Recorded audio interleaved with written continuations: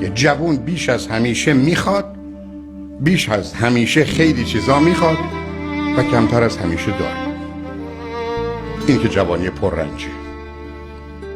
من اون دوره هست که ماشین میخوام، 10 برابر برام مهمتره تا 40 سالگی. اون وقت ماشین ندارم، حالا 40 سالگی دارم. اینی که من از دست پدر مادرها هرس میخورم وقتی بچه ها میگن حالا صبر کنی بعدن، یعنی حالا برید شما فقط درس بخونید. حالا تو خوبه؟ حالا برن درس بخونن یا پس انداز کن. من پولی که الان هست که $1 برای من $50 نگه دارم، برای که اون زمانی که $1 برای میشه 10 سنت. درستون رو بخونید، کارتون رو بکنید، اگه آقا هستید سربازیتون برید، ازدواجتون بکنید، بچه‌ها رو بزرگ کنید، نوارم بزرگ کنید، بعد دیگه راحت و آسوده برید دور دنیا بچرخید. قربونت برم من در 70-80 سالگی دور خودم هم نمیتونم بچرخم، که حالا برم دور دنیا بچرخم. شوخی دارید؟